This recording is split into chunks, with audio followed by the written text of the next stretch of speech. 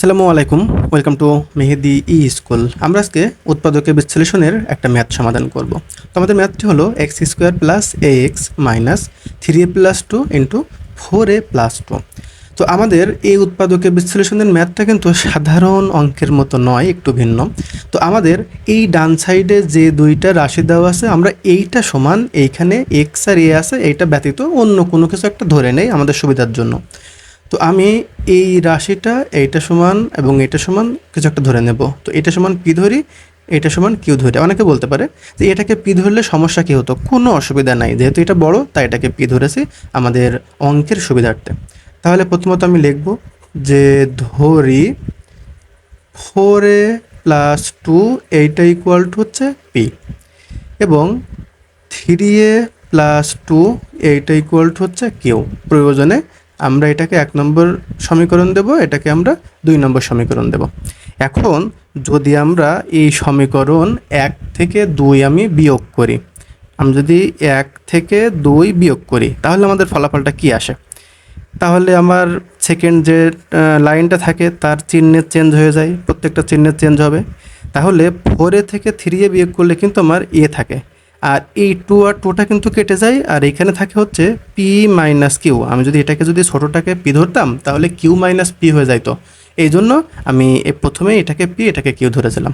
আচ্ছা, তো Q minus P ধরলে যে অঙ্ক হতো না এমনটি না, অঙ্ক হতো, দেখা যাচ্ছে আমাদের দেখতে একটু অন্যরকম মনে হতো। আমরা এই এটাই কেন নির্ণয় করলাম এখান থেকে? কারণ আমরা এই দুইটা তো পি কিউ এ কনভার্ট করতে পারছি, পি কিউ ধরে নিতে পারছি, কিন্তু এইখানে যে একটা এ থেকে গেছিলো, এই এ নির্ণয় করার জন্যই আমরা 1 থেকে 2 বিয়োগ করে শুধুমাত্র এটা নির্ণয় করে নিয়েছি। এখন আমাদের এই যে রাশিটা ছিল, অর্থাৎ ধরে নেওয়ার পরে আমি যদি এই পি কিউ এর মান এবং এর মানটা বসাই এখানে, তাহলে আমাদের মূল রাশিটা কেমন আকারে কনভার্ট হচ্ছে, তাহলে সেটা যদি আমরা লিখি তাহলে কী হবে? এক্স স্কোয়ার, এইখানে এটা হয় হলো যে এর মান কিন্তু এখন আমাদের পি মাইনাস কিউ ধরতে হবে। পি মাইনাস কিউ আমরা পেয়েছি ইন্টু এক্স, আর মাইনাস এটা হচ্ছে পি কিউ আমরা আগে থেকে ধরে নিয়েছিলাম। এইটাকে যদি আমরা ক্যালকুলেশন করি তাহলে আমাদের ফলাফল কী আসছে? এটাকে ক্যালকুলেশন করলে এই এক্স স্কোয়ার থাকলো যদি গুণ করে দেই তাহলে এটা হলো পি এক্স মাইনাস এটা হলো কিউ এক্স, আর মাইনাস এটা হলো পি কিউ। এখন এক্স স্কোয়ার আর পি এক্স থেকে যদি আমি এক্স কমন নিই তাহলে এটা হয় এক্স প্লাস পি, আর মাইনাস আমি এখান থেকে যদি কিউ কমন নিই তাহলে এক্স মাইনাসে মাইনাসে প্লাস এই পি। এই ভেতরের এই টার্মটা একই হয়ে গেছে। এটা কিন্তু আমি জাস্ট বোঝানোর জন্য দিয়েছি, এটা স্কোয়ার না। হ্যাঁ, এই দুটো একই জিনিস হয়ে গেছে। তাহলে আমরা এইটা কমন নিতে পারি, এক্স প্লাস পি। তাহলে এখানে কী থাকে? এক্স মাইনাস কিউ, তাই না? এক্স মাইনাস কিউ থাকে। এখন একটা বিষয় হচ্ছে যে এই পি এবং এই কিউ এটা কি আমার মূল অঙ্কে ছিল? আমরা কিন্তু এটাকে ধরে নিয়েছিলাম। তাহলে এখন এই পি আর কিউ এর মান বসাইলেই আমাদের কিন্তু অঙ্ক শেষ হয়ে যাবে। তো আমরা এখন এই মানটি এইখানে বসাবো। তাহলে এই মানটি যদি আমরা এখানে বসাই তাহলে এক্স প্লাস পি এর মান কী ধরেছিলাম? 4a প্লাস 2, এটা হচ্ছে 4a প্লাস 2, এইটা আমাদের বসে গেল।